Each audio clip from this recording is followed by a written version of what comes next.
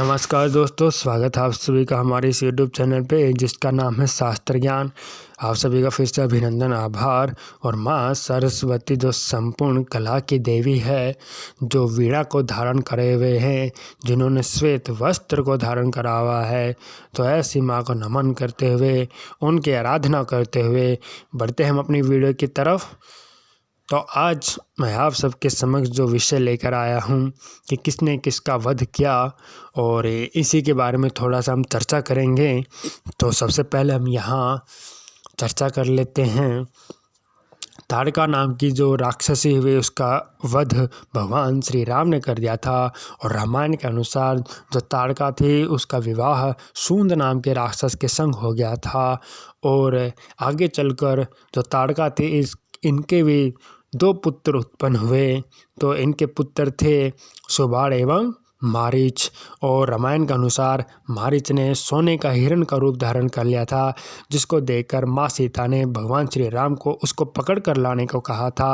और अंत में मारीच की भी मृत्यु भगवान श्री राम के हाथों हो जाती है। तो ऐसा वर्णन रामायण के अंतर्गत देखने को मिलता है। तो बढ़ते हैं हम आगे की तरफ।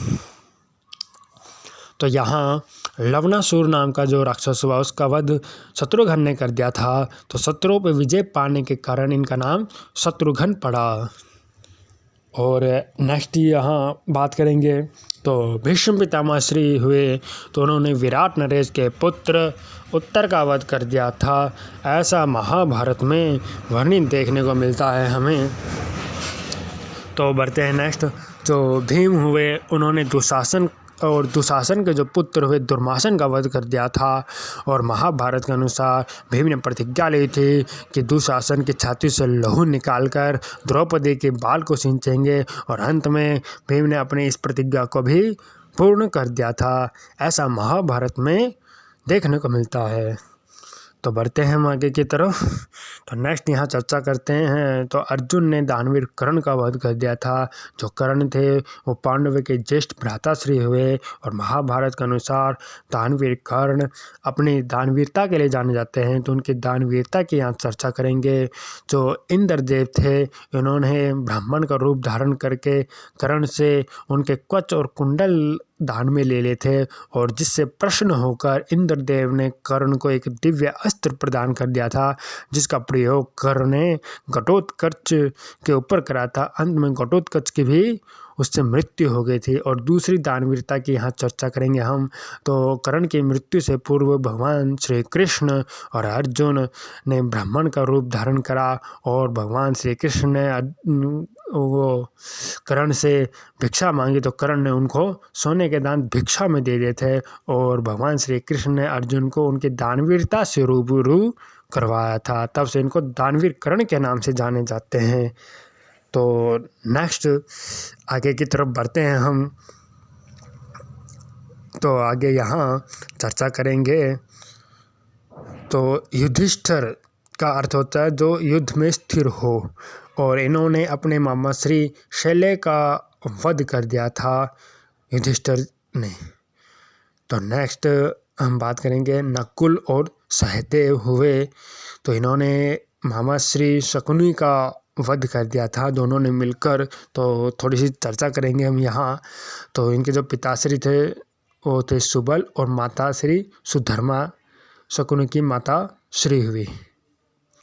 तो नेक्स्ट बढ़ते हैं आगे की तरफ। तो अभिमन्यु जो अर्जुन के पुत्र हुए, उन्होंने दुर्योधन के पुत्र लक्ष्मण का वध कर दिया था अभिमन्यु ने। नेक्स्ट हम यहाँ बात कर लेते हैं। श्री हनुमान जी महाराज जी हुए, उन्होंने अक्षय कुमार का वध कर दिया था।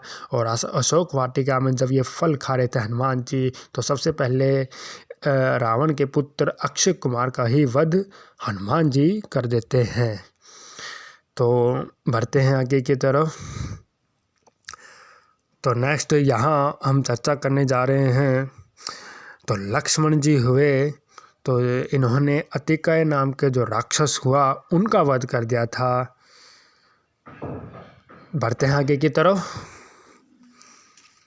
तो नेक्स्ट यहाँ हम अर्जुन जो हुए, उन्होंने पितामह जो भीष्म पितामह हुए, उनका वध कर दिया था। और बड़े ही चर्चित कथा भी है। तो जो शिखंडिनी हुए उन्हीं की ओट में अर्जुन ने भीष्म पितामह पे बाण चला दिए थे और अंत में भीष्म पितामह की मृत्यु हो गई थी और वो सैया पे लेटे रहे जब तक युद्ध समाप्ति नहीं हुआ।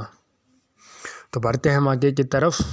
तो नेक्स्ट हुए जयद्रथ का विवध अर्जुन ने कर दिया था और महाभारत के अनुसार अर्जुन के जो पुत्र अभिमन्यु की मृत्यु का प्रतिशोध लेने के लिए अर्जुन ने प्रतिज्ञा ली थी, या तो जयद्रथ का वध हो जाएगा या फिर मैं स्वयं समाधि ले लूँगा। तो भगवान श्री कृष्ण ने अपने मायावी जाल से सूर्य को अस्त भी करा और सूर्य को उदय भी कर दिया था अपनी माया जाल से, और अंत में जयद्रथ का वध अर्जुन ने कर दिया था। और जहाँ जयद्रथ का सिर जाके पड़ा वहाँ इनके पिताश्री के पाँव में जाके पड़ा, तो इनके पिताश्री की भी मृत्यु हो गई थी।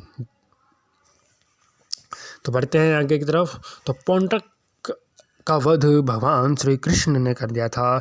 तो ये पौंड्रक जो हुए वो भगवान श्री कृष्ण के हुबहू दिखते थे, भगवान श्री कृष्ण के स्वरूप के तुल्य दिखते थे, और जो ऋषि मुनि थे उनको ये पौंड्रक परेशान करते थे, जिससे दुखी होकर भगवान श्री कृष्ण ने पौंड्रक का अंत में वध कर देते हैं। तो ऐसी कथा शास्त्रों में देखने को मिलती है। तो बढ़ते हैं हम आगे की तरफ। तो नेक्स्ट यहाँ बकासुर नाम का जो राक्षस हुआ उसका वध भीम द्वारा कर दिया गया था। तो बकासुर का भी वध भीम द्वारा हुआ था, और भस्मासुर का वध श्री कृष्ण और शंकर जी की सहायता से हुआ था। तो जो शंकर जी थे इन्होंने जो भस्मासुर को वरदान दे दिया था कि जिसके ऊपर भी आप अपना हाथ रखोगे वो उसी समय भस्म हो जाएगा। तो भस्मा जो सुर थे इन्होंने भगवान शंकर के ऊपर हाथ रखना चाहे, परंतु श्री कृष्ण ने एक नर्तकी का रूप धारण करा और अंत में इस भस्मासुर का भी वध हो गया।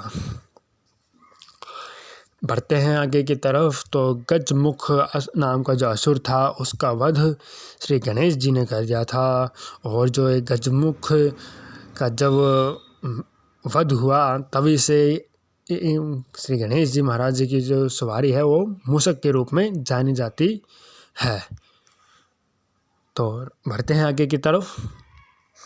तो नेक्स्ट है, तो आज का जो मैं प्रश्न आप सबके समक्ष लेकर आया हूँ, तो उस प्रश्न को आप कमेंट करके ज़रूर बताएं, उसका हम आंसर बताएं हमें कमेंट करके। तो प्रश्न है कि बलराम की पत्नी का क्या नाम था, इसको आप कमेंट करें और हमें बताएं इसका क्या उत्तर है। तो उम्मीद है वीडियो पसंद आई होगी। तो चैनल को लाइक करें, सब्सक्राइब करें, बेल आइकन को दबाना ना भूलें। धन्यवाद, अभिनंदन, आभार। फिर मिलते हैं कुछ नया शास्त्र ज्ञान लेकर, तब तक के लिए धन्यवाद। जय माँ भारती, जय माँ भारती, जय माँ संस्कृति।